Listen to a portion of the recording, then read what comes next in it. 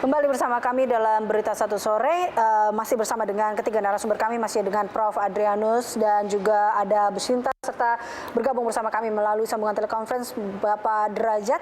Sebelum kita lanjutkan perbincangan ini, tadi kita membahas soal bagaimana kriminalitas anak saat ini dia grafiknya untuk Anda pemirsa.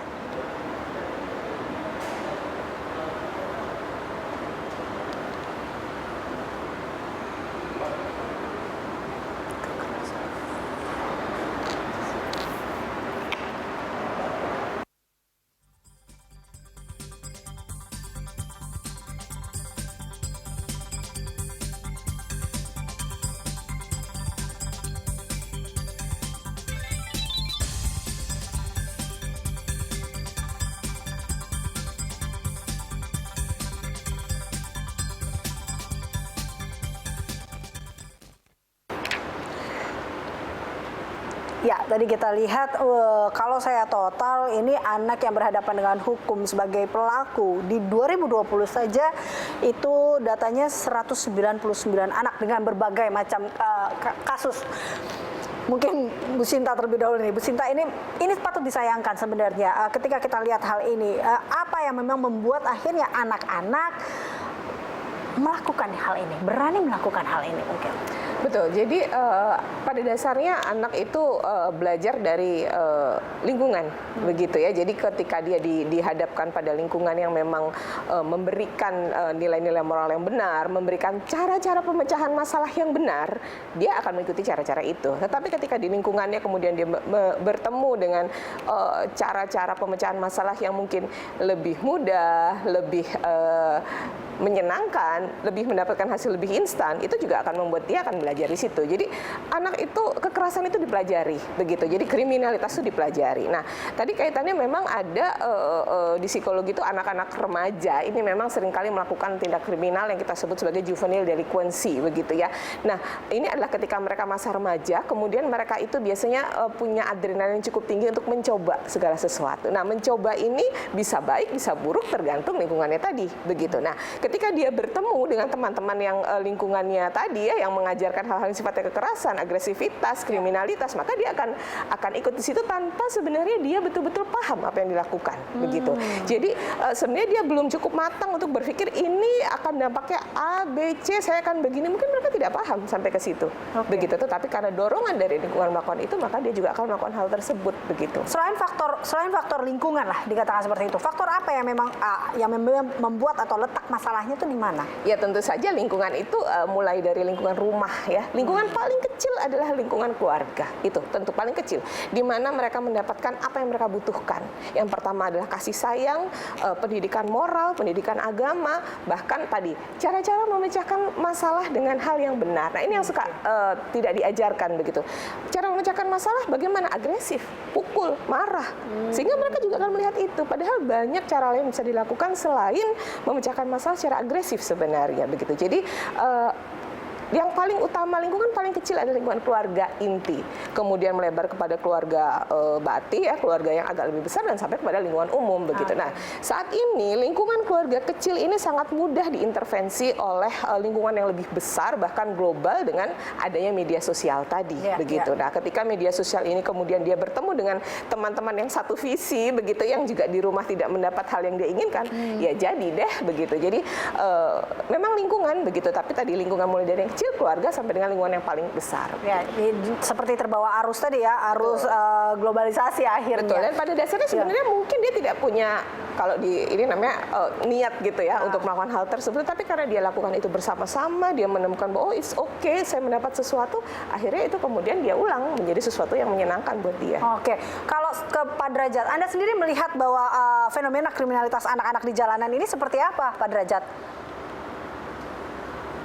Saya ingin jelaskan dua hal sekaligus tadi mengomentari Prof. Andrianus ya. Pertama, jalan. Jalan itu bagi kami itu tidak sekedar saluran transportasi, tapi dia merupakan sebuah arena untuk menampilkan. Ada 3 arena yang ditampilkan di jalan. Arena kekuasaan, arena simbolik, ekonomik, dan kehormatan. Arena kekuasaan itu ketika seorang anak atau orang tua memegang mobil, itu dia pegang gas di tangan ya, sepeda motor atau di kaki, itu dia penuh kekuasaan di situ. dia mau pegang, mau bawa. Sehingga ketika dia pegang sepeda motor atau mobil itu sebenarnya dia sedang berkuasa di situ. Dan jalan itu memberi arena dia untuk mengekspresikan kekuasaan yang kuat. Kemudian dia bertemu dengan arena simbolik ekonomi. Apa itu? Dia ketemu ada mobil yang menampilkan harganya 4 miliar, 2 miliar, ada yang 3 miliar. Jadi kalau dulu kekayaan orang itu disimpan uang di dalam rumah ya. Sekarang uang itu ditampilkan di jalan-jalan. Jadi orang melihat tuh, wih itu mobil harganya sekian, itu mobil sekian. Sehingga apa yang terjadi adalah pamer tentang ketimpangan ekonomi. Nah, ketimpangan ekonomi ini menjadi pencetus pikiran bahwa saya bisa cari kalau begitu ekonomi yang dipamerkan di sini itu. Maka jangan heran kalau kemudian mobil, sepeda motor menjadi sasaran untuk orang menyerang. Kenapa? Karena jalan itu kemudian tidak aman. Jadi lebih aman kita tinggal di rumah, eco staying ya, tinggal di rumah itu ada satpam, ada VVCTV. Tapi kalau di jalan yang aman itu transportasinya aman. Kalau tidak punya SIM dipegang. Tapi ketika tinggal di jalan, nah itu yang tidak aman karena harus kita jaga sendiri.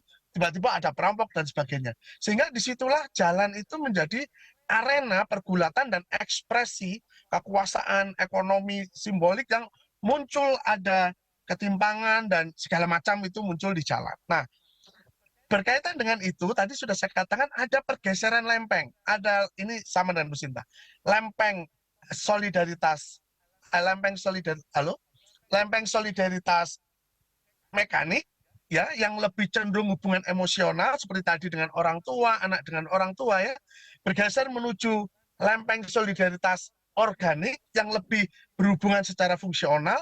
Sekarang ini bergeser ke lempeng konsensual. Jadi kalau dengan mekanik itu saya berhubungan dengan orang itu karena dekat emosinya. Dengan organik itu karena dia dekat dengan saya, bekerja dengan saya. Tapi kalau konsensual itu tidak. Saya bisa bertemu dengan Facebook, kemudian ngomong-ngomong, oke, ketemu, jalan sudah. Sehingga apa? Di dalam hubungan konsensual itu keluarga tidak mudah mengontrolnya. Misalnya saja anak kemudian mempassword HP-nya, orang tua tidak bisa buka. Kalau mau membuka dianggap tidak sesuai dengan privasi. Nah ini yang kemudian membuat solidaritas itu tidak kembali ke rumah, tapi keluar rumah dan mereka mencari siapa saja yang bisa bersepakat dengan dia untuk bertemu, bermain, dan apa saja begitu. Nah ini menyebabkan lemahnya kontrol pada anak-anak, sehingga relasi kuasanya berubah. Dulu relasi kuasa dengan orang tua gampang ditekan, relasi kuasa dengan lembaga-lembaga di luar ya, guru atau polisi, sekarang relasi kuasanya tidak jelas karena mereka konsensual bisa pindah sana, pindah sini, dan siapa yang mereka hubungi itu mereka tidak tahu. Tapi begitu mereka sepakat, sudah terjadi hubungan itu sehingga kontrol menjadi semakin lemah. Inilah yang membuat anak-anak lemah dalam relasi kuasa dengan lingkungan mereka itu, gitu. Itu Mbak. Kalau bahasa anak gaul sekarang mungkin satu frekuensi, ya kan, sama-sama. Jadi karena mereka mendapatkan pengakuan di luar daripada di dalam, akhirnya ini muncul. Kalau dari Anda sendiri melihatnya seperti apa, Prof? Karena kalau kita lihat kan, oke, kalau di luar orang yang lebih dewasa mungkin ada, kita bisa bilang bebannya berat, ada keluarga yang harus dihidupi, hingga akhirnya kita sering mendengar alasan itu. Tapi ini anak-anak, apa yang membuat mereka begitu berani melakukan itu?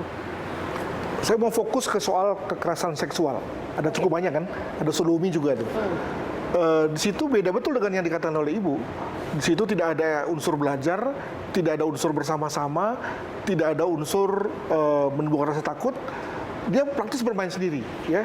Dia terekspos dengan tayangan, ya, langsung dia bisa coba tuh, gitu ya, sendiri, ya. Dan dia juga berada pada keputusan untuk mengulanginya atau tidak. Nah, situasi pandemi kemarin itu luar biasa secara data, di mana banyak anak-anak muda, terutama yang wanita, mohon maaf, lalu merasakan tadi kalau kita pakai istilahnya Pak Derajat tadi, relasi kuasa, dia mendapatkan bahwa dia punya power pada tubuhnya. Ada sekelompok hidung belang di sana yang juga bingung, gabut katanya kan gitu. Dan dia punya tubuh dan dia punya butuh uang, maka dia transaksikan. Ya, jadi banyak sekali pelacuran prostitusi via online, di mana pelakunya adalah anak-anak ABG, ya, yang masih dalam konteks ABH tadi. Nah, bagaimana cara melihatnya tuh? Ya, ini bukan satu kenakalan remaja biasa, ya. Dia juga tidak masuk dalam ruang-ruang jalanan. Dia ada di dekat kita. tapi daya rusaknya luar biasa. Jadi ini juga satu hal yang agak beda sebetulnya sih. Tapi ini memang satu akibat dari ketika ada orang yang punya power yang lain nih ya. Kalau tadi dikatakan oleh Pak Derajat ada power di jalan raya, ada juga anak muda yang punya power yang berbeda memanfaatkan situasi itu. Demikian. Oke, baik.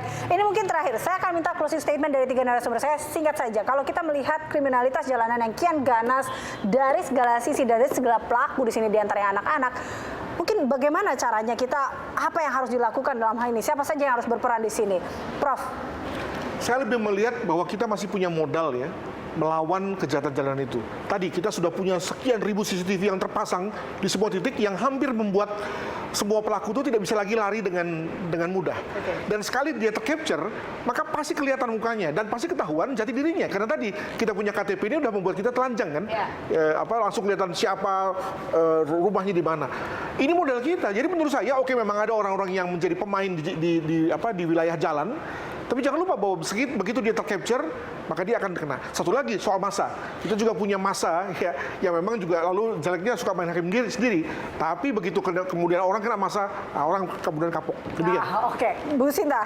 Baik, jadi memang kalau melihat dari kondisi ini kita memang betul sama-sama harus melihat bahwa tingkat moralitas kita itu memang juga masih pada taraf yang seperti ini begitu. Dengan mudahnya intervensi dari berbagai lingkungan bisa masuk kepada kita sehingga ya paparan-paparan yang ada di televisi, paparan-paparan juga harus menunjukkan bahwa ada tindakan loh kepada para pelaku kejahatan jalanan ini begitu ya.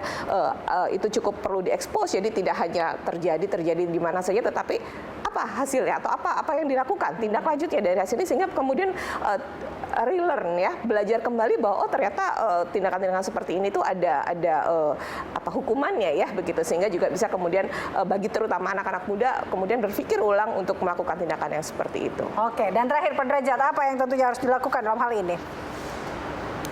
Ada 2 problemnya. Yang pertama adalah struktur yang tertutup dan kaku. Ini harus dilembekkan, harus dibuka.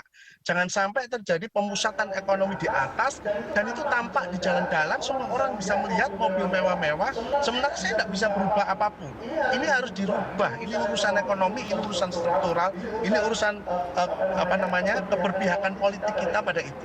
Yang kedua adalah masalah pergeseran lempeng solidaritas tadi ya, dari mekanik, sekarang itu konsensual. Tadi yang bukan bicarakan itu adalah konsensual, anak-anak itu mendapatkan kesepakatan untuk berhubungan. Misalnya istilahnya friend with benefit, itu kan konsensual. Dan sekarang itu berkembang konsensual seperti itu.